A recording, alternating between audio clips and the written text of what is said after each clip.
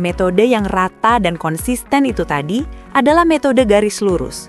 Dan popularitasnya bukan tanpa alasan, karena ia cocok untuk aset yang memberikan manfaat stabil dari tahun ke tahun. Bayangkan kamu menyewa kos untuk setahun seharga 12 juta.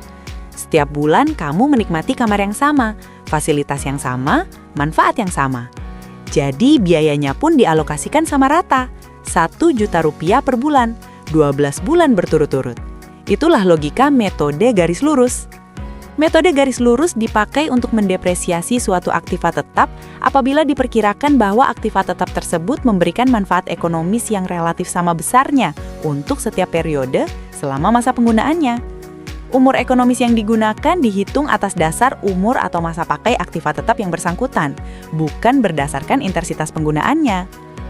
Asumsi dasarnya jelas, depresiasi adalah fungsi dari waktu. Semakin lama waktu berjalan, semakin besar total depresiasi yang terakumulasi, dengan laju yang konstan dan dapat diprediksi. Rumusnya pun sederhana.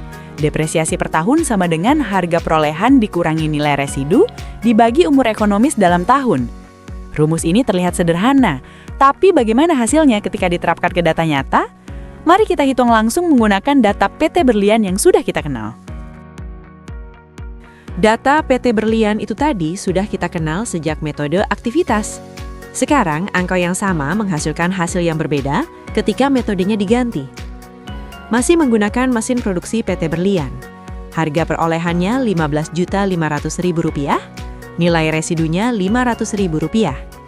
Kali ini, umur ekonomis mesin ditetapkan selama 5 tahun. Artinya, kita mengukur berdasarkan waktu, bukan aktivitas. Ikuti perjalanan angkanya. Nilai yang perlu disusutkan adalah Rp15.500.000 kurangi Rp500.000, sama dengan Rp15 juta. Nilai sebesar Rp15 juta ini kemudian dibagi rata ke dalam 5 tahun masa ekonomis mesin tersebut. Hasilnya depresiasi per tahun sebesar Rp3 juta. Bandingkan dengan metode aktivitas tadi. Di tahun 2005 hasilnya sama-sama Rp1.500.000. Tapi itu karena kebetulan proporsi pemakaiannya pas di 10%. Di tahun 2006, metode garis lurus tetap konsisten, Rp3 juta setiap tahun. Tidak peduli mesin bekerja keras atau santai. Angka Rp3 juta per tahun ini akan berulang terus selama 5 tahun. Dan bagaimana pola lengkapnya terlihat dalam tabel program depresiasi? Itulah yang kita lihat berikutnya. Tabel program itu tadi bukan sekadar deretan angka. Ia memperlihatkan perjalanan nilai buku mesin dari Rp15,5 juta turun perlahan hingga menyentuh Rp500.000 di akhir tahun kelima. Perhatikan kolom demi kolom. Harga perolehan tetap di Rp15.500.000 sepanjang 5 tahun. Angka ini tidak pernah berubah karena harga perolehan memang dicatat permanen. Yang berubah adalah akumulasi depresiasi dan nilai buku. Di tahun awal atau tahun 0, nilai buku mesin sama dengan harga perolehannya, Rp15.500.000. Belum ada depresiasi yang dibebankan. Masuk tahun 2005, depresiasi pertama sebesar Rp3 juta dibebankan. Akumulasi depresiasi menjadi Rp3 juta dan nilai buku turun menjadi Rp12.500.000. Pola ini berulang konsisten setiap tahun. Di tahun 2006, akumulasi menjadi Rp6 juta dan nilai buku Rp9.500.000.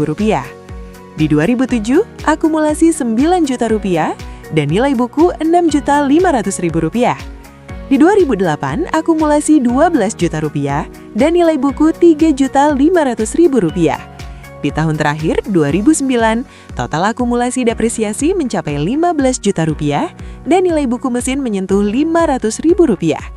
Persis sama dengan nilai residu yang sudah ditetapkan sejak awal. Nilai buku akhir yang tepat sama dengan nilai residu, ini konfirmasi bahwa perhitungan metode garis lurus sudah benar. Tapi bagaimana kalau manfaat aset tidak merata setiap tahun, melainkan justru lebih besar di awal? Itulah yang dijawab oleh kelompok metode berikutnya, depresiasi dengan pembebanan yang menurun.